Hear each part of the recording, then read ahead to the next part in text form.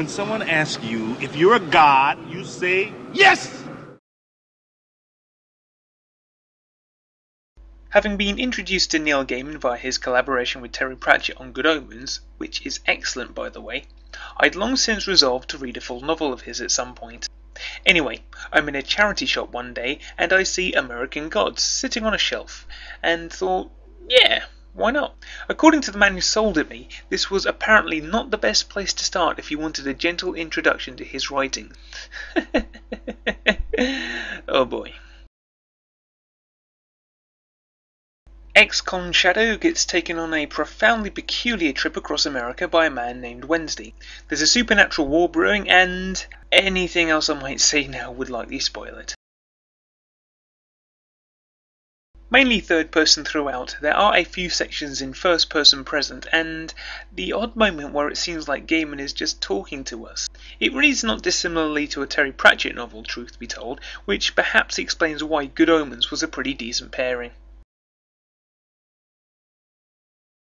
Okay, first things first, this is a nice, long novel. 12,000 words longer than the original, interestingly enough, although I'm not sure which 12,000 words were originally cut, because the thing of it is, none of it seems unnecessary.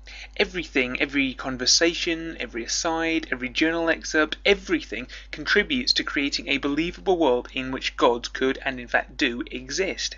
But the amazing thing about this nice long novel with 12,000 extra words is that it doesn't feel long. It all fits together and flows wonderfully, so even though there is quite a bit to get through, it never feels like a chore. Nor does anything feel out of place. It is perhaps a little strange to say, but despite this being a fantasy novel, albeit set in the real world, everything presented is believable. Well, believable given the rules of the world. Basically, nothing comes out of nowhere to leave you scratching your head and mumbling, what just happened? Character-wise, there aren't any that really stand out, by which I mean none of them steal the show, as it were. You certainly do feel sympathy for the ever-put-upon Shadow as so much of his life starts to unravel around him. And, despite being a total git, you also feel some affection for Wednesday. For the supporting cast, the small array of gods we end up meeting in this odd road trip are definite highlights. Gaiman has done to them, basically, what Pratchett did to the great god Holyhorn's Om into small gods. They're old, they're cynical, and they're just trying to make a crust of belief in the world. There is some wonderful imagery dotted throughout, much of it creating a good sense of the supernatural or the ethereal. Shadow's dreams are a definite highlight in that regard. And whilst I'm mumbling something about the imagery, I would like to give American Gods a great big thumbs up for featuring within the first 35 pages the single most fucked up thing that I have ever read.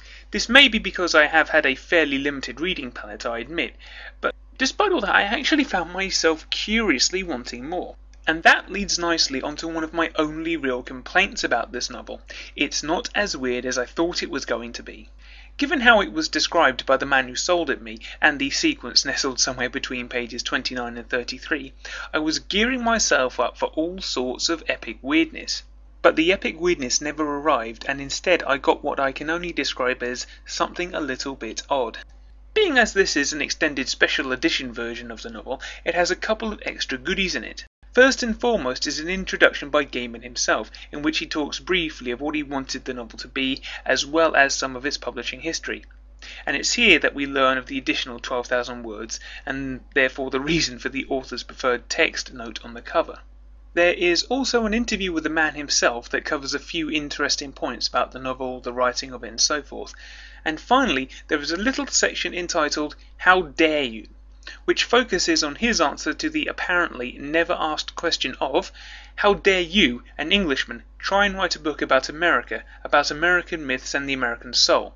How dare you try to write about what makes America special, as a country, as a nation, as an idea? Now, although his answer is quite an informative one, I can't help but feel it a trifle pointless. The fact that no one asked him that question rather implied that he was the only one who cared enough about it to formulate the question in the first place. Well, either that or it's his innate Englishness coming to the fore, I suppose. My only other complaint about this novel is the blurb on the back. Specifically, the last paragraph which kicks off with, "scary, gripping and deeply unsettling." because having read the entire novel, I can't say as I found it either scary or particularly unsettling. Nevertheless, the novel is very, very good indeed.